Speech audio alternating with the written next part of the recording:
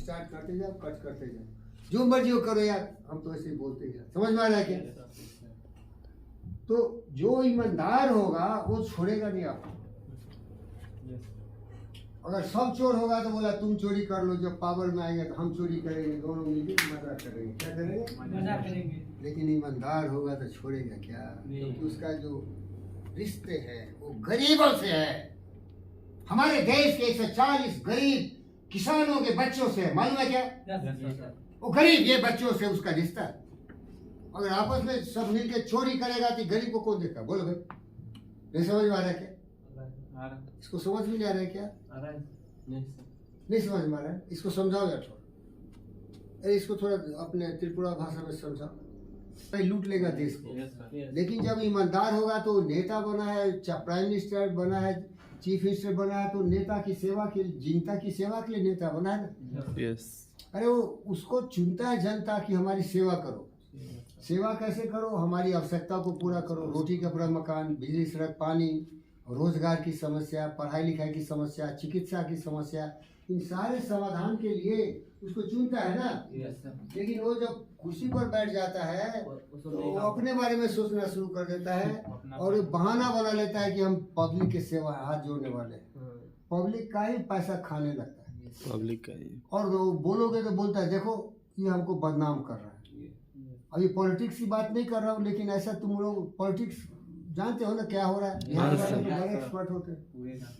तो ऐसे बहुत भ्रष्ट लोग होते हैं कि अपने, तो इसीलिए हाथ जोड़ता है, सब मत करो भाई। आप लोग गरीब हो तो चिंता की बात नहीं, ईमानदार रहो, उसमें बहुत इज्जत है। अब लालू यादव इनके यहाँ का है, देखो केजरीवाल वहाँ दिल्ली वाला है, पूरा चोरी, शराब घोटाला, ये घोटाला, चारा घोटाला। अरे इसका किस्मत अच्छा था तो लालू यादव इसको नौकरी दे देता और जमीन लिखवा लेता, उसी को पकड़ा जा रहा हो। समझ रहे क्या? लालू यादव को पकड़ है, बिहार के हो ना। चारा घोटाला तो बहुत जेल हो गया, अब यह है नौकरी घोटाला। रेलवे में तुम लोग पेपर पर पढ़ो भाई, पेपर न्यूज। हाँ तो नहीं मालूम है ना, ये नौकरी घोटाला है।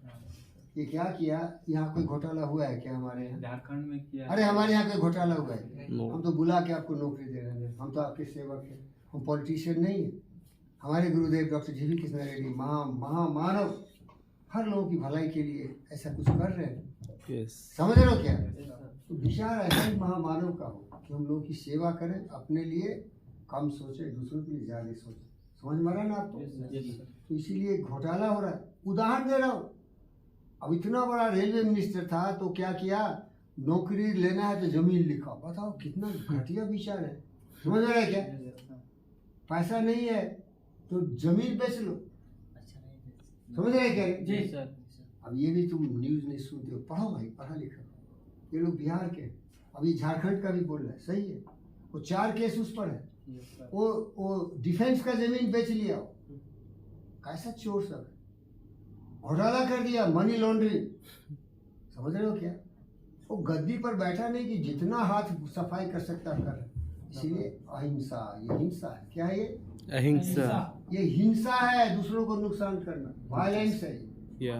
और झूठा है, सच तो बोलता नहीं। चोरी है, अहिंसा सत्य आस्था, पूरा चोरी है। ये सब ज्यादा पॉलिटिक्स में दिखता है, पूरा चोरी है वो। और योगा बुलाता नहीं, अहिंसा, यस, सत्य अस्त्य, ब्रह्मचर्य, और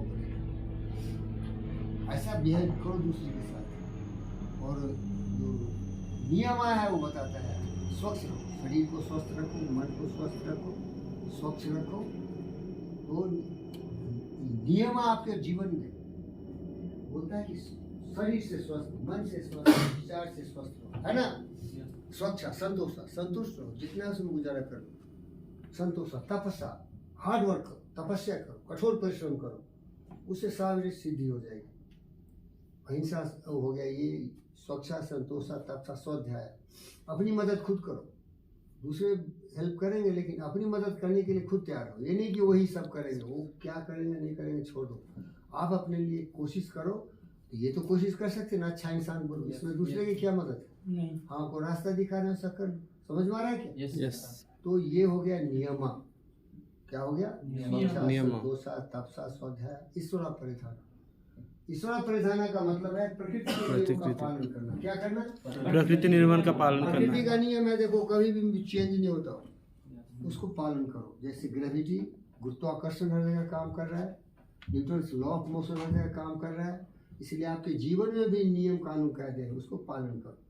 कभी भी प्रकृति से दूर मत जाओ। जैसे हवा अच्छा स्वच्छ हवा लो, उसको हम योग विद्या में बोलते हैं प्राणायाम। प्राणायाम क्या बोलते हैं? सांस लेने की जो प्रक्रिया है, तो सांस लेना चाहिए, अच्छा पानी पीना चाहिए, फल फूल सब्जी ज़्यादा खानी चाहिए, जानवरों को नहीं मारना चाहिए, वेजिटेरियन होना चाहिए सबको, क्योंकि उसको भी जीने का अधिकार है ना।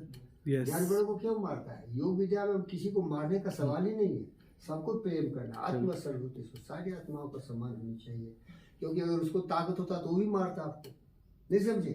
लेकिन मनुष्य की बुद्धि बहुत प्रखर है, तो बंदूक गोली तोप लेके किसी भी जानवर को मार के खा जाता है, नहीं समझे क्या? और आप देखोगे कि कुछ इस तरह के भी लोग हैं जिनको सिखा दिया गया किसी के द्वारा कि पूरी दुनिया को बर्बाद कर दो, तुम खुशहाल रहो।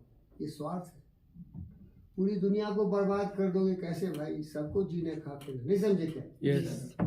बहुत सारे उदाहरण है। पुतिन हमला कर दिया यूक्रेन पर, जेलेंस्की के पास, अब देखो लड़के दोनों मर रहे, वायलेंस है वहाँ, इसीलिए विनाश हो रहा है। हिटलर ने बोला दुनिया को मैं कब्जा कर लूंगा, मारा गया। ये जमाना बदल गया भाई, इसीलिए लड़ाई झगड़े की बात नहीं है, प्रेम से ही जिंदगी जीते हैं लोग, है ना?